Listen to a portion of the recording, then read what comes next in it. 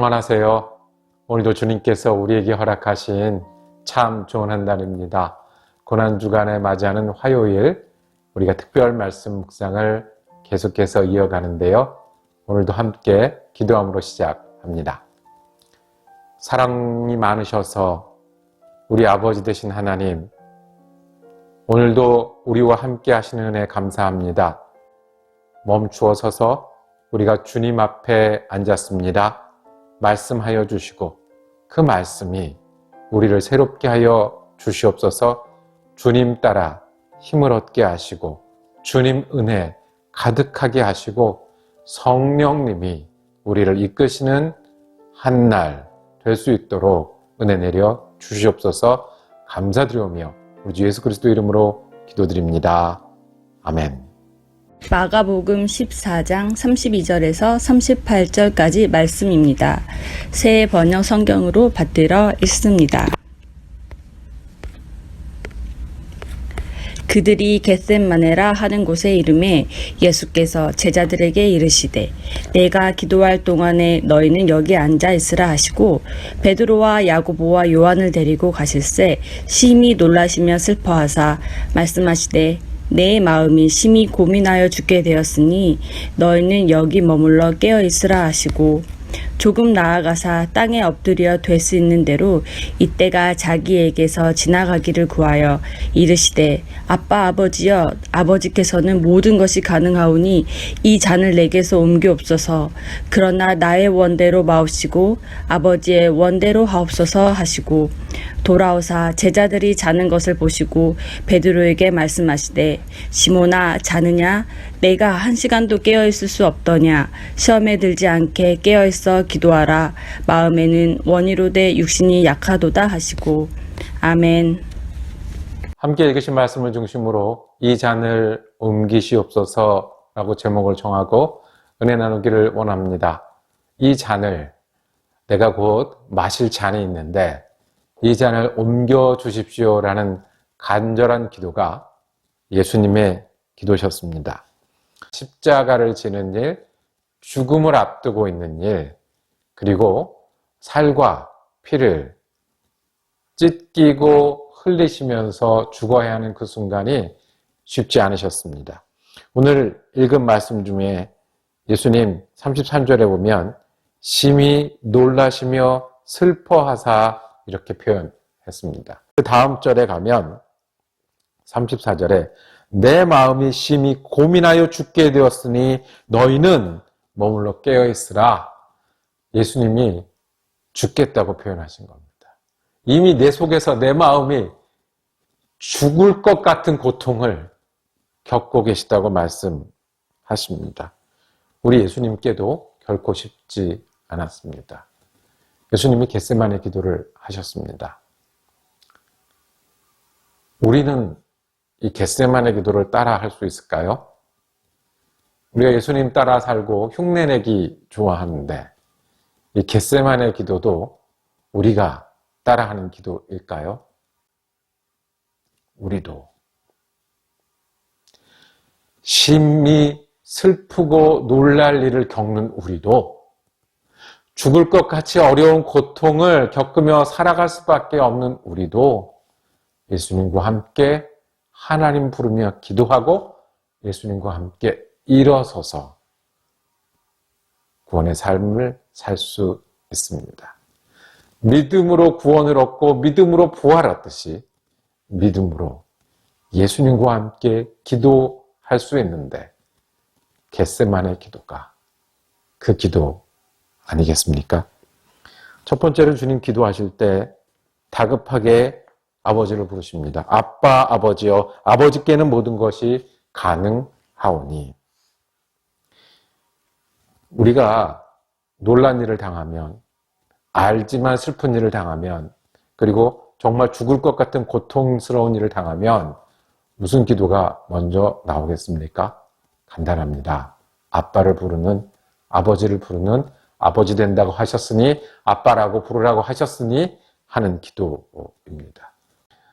오래전을 기억하는데요. 제가 처음 가르쳤던 학생 중에 중학교 여학생 한 명, 그 눈빛이 잊혀지지 않는 학생이 있습니다. 이름도 가물가물한데. 전도사님, 우리 아빠가 갑자기 아파서 돌아가신대요. 어떻게 해요?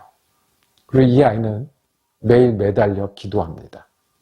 주님, 아빠, 아버지께서는 우리가 함께 기도할 것은 우리도 놀랄 일, 슬픈 일, 고통스러운 일을 겪지만 하나님 우리 아빠 되시니 예수님도 무릎 꿇으신 것처럼 우리도 무릎 꿇는 것이 예수님 믿는 일입니다. 두 번째로는 예수님이 이 잔을 내게서 거두어 주십시오라고 말씀하셨습니다. 이 잔은 고난의 잔이고요. 매맞는 일이고요. 피 흘리는 일이고요. 그리고 조롱 가운데, 배반 가운데 죽어가는 일입니다.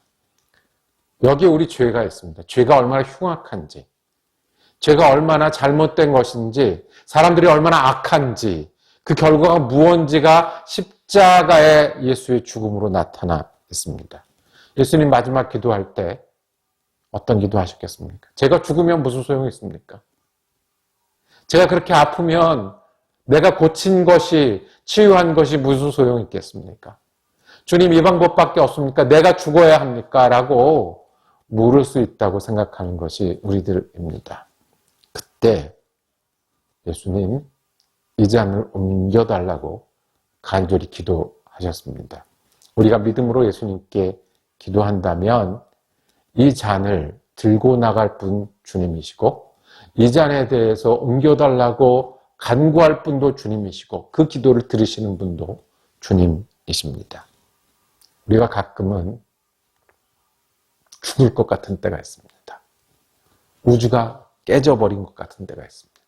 그래서 주님, 이건 꼭 들어주셔야 합니다. 여기서 저는 한 발자국도 뒤로 물러날 때가 없습니다라고 기도할 때가 있습니다. 10대 학생들도 인생을 건 시험 전날이면 자기가 어떻게 공부를 했던 앞으로 무슨 일이 벌어지든 주님 해주셔야 합니다. 아팠을 때요. 우리가 어쩌다가 너무 아파서 한밤중에 응급실에 갈 때는 아무 모도 없이 주님 내가 이렇게 아픈데 좀 손 좀 잡아주세요라고 기도하는 게 우리들입니다. 우리의 우주가 깨질 때가 있습니다. 사랑하는 사람들과 어그러질 때가 있습니다. 가정을 위해서 살았는데 아이들을 위해서 살았는데 그게 산산조각 날 때가 있습니다. 이제까지 살아온 게 허무해질 때가 있습니다. 겨울을 맞이하듯 우리의 시간이 쓰러져 갈 때를 볼 때가 있습니다. 예수님 그 자리에서 죽을 것 같은 그 자리에서 기도하셨습니다. 이 잔을 내게서 옮겨 주십시오. 우리도 믿음으로 함께 예수님의 기도를 하기를 원합니다. 예수님은 죽음 앞두고 이 잔을 주님 앞에 가지고 나가셨습니다. 우리도 이 잔을 옮기십시오라는 믿음의 기도가 주님과 함께 기도하는 자리입니다. 아버지를 부르고 이 잔을 옮겨달라고 부르신 주님은 마지막으로 내 뜻대로 하지 마옵시고 아버지의 원대로 하옵소서라고 기도합니다. 이것은 포기가 아닙니다. 이것은 될 대로 되라라고 뒤로 물러나는 것도 아니고 졌다라고 항복을 선언하는 것도 아닙니다. 아니면 우리가 보통 생각하듯이 우리는 할 만큼 했으니까 라고 하는 게 아닙니다. 내 뜻대로 하지 마시고 아버지 뜻대로 하시라는 이 기도는 예수님이 그 끝을 알고 계시기 때문에 그렇습니다. 순종하여 드리면 하나님이 십자가와 부활을 인도하실 거라는 것을, 내 고난이 고난으로 끝나지 않을 거라는 것을, 내 죽음이 죽음으로 끝나지 않을 거라는 것을, 죽음은 다시 생명이 되어 부활이 되고 예수의 부활은 모든 사람의 새 생명의 시작이 될 거라는 것을 알고 계시기 때문에, 믿고 계시기 때문에 주님 뜻대로 하십시오라고 기도합니다.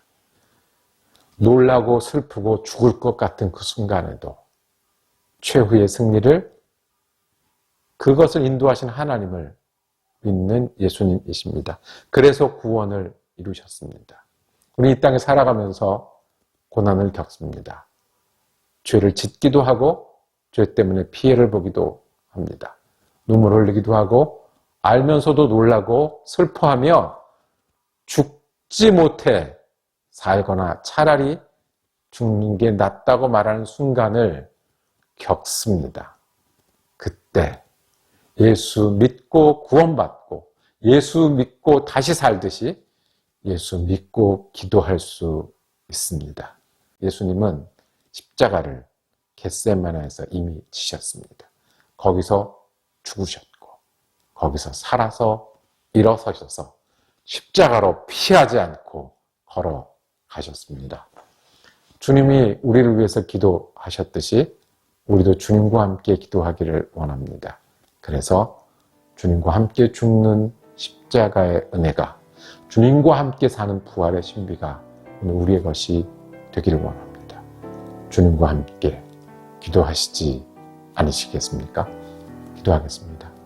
주님, 하나님 아버지, 우리가 피하고 싶은 어려운 잔들이 있습니다.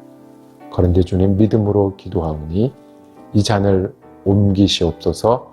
우리가 일어날 힘을 주시옵소서. 그래서 예수와 함께 죽기 때문에 예수와 함께 채워지는 생명과 능력이 우리의 것이 되게 하여 주시옵소서.